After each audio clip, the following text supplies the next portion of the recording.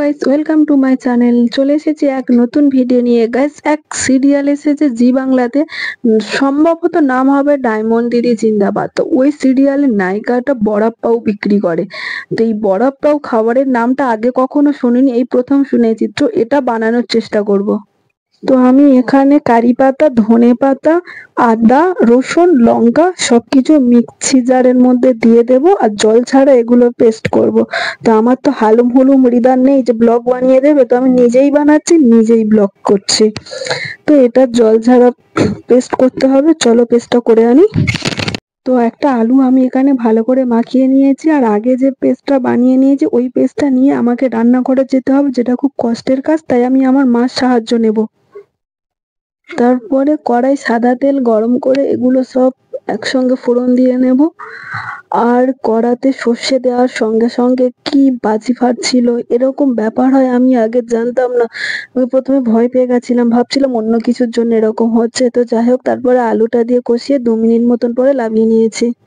পরে একটা বাদামের চাটনি বানাতে হবে। বাদামটা ভালো করে ভেজে মিক্সচার মেশিন দিয়ে এটা গুঁড়ো গুঁড়ো করে নেব। তারপর এখানে একটু যতটা পরিমাণ ঝাল আমি খাই ততটা পরিমাণ লঙ্কার গুঁড়ো নিয়ে নেব। একটু লাল করার জন্য কাশ্মীরি লঙ্কা দিয়ে চাটনিটা রেডি করব। আমি বেসন রেডি করব। এখানে আমি বেসনের সঙ্গে গুঁড়ো হলুদ, গুঁড়ো লঙ্কা আর একটু লবণ দিয়ে নিয়ে একটা ব্যাটার তৈরি করব। অল্প অল্প জল দিয়ে একটু মোটা ব্যাটারটা বানাতে হবে। তারপরে ব্যাটারটা বানিয়ে আমাকে আবার রান্নাঘরে যেতে হবে। আমি আজকে সারা দিন এই করেছি, একবার রান্নাঘর একবার ঘর। কত সময় লাগবে না ভাবা যায় না। তো এটা বানাতে হবে নতুন খাবার, তাই করছি এত কষ্ট। তো এবার আমি রান্নাঘরে চলে এসেছি।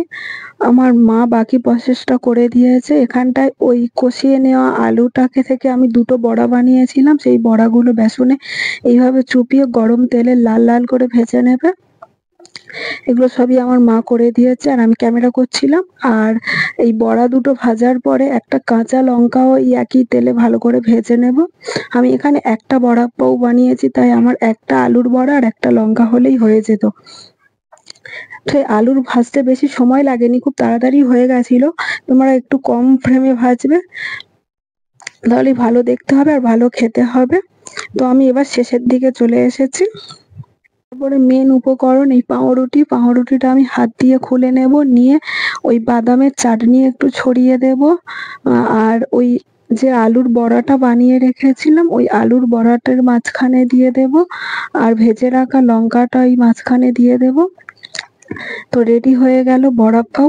সত্যি খেতে খুব সুন্দর হয়েছিল, একেবারে নতুন খাবার, টেস্টটাও অসাধারণ ছিল।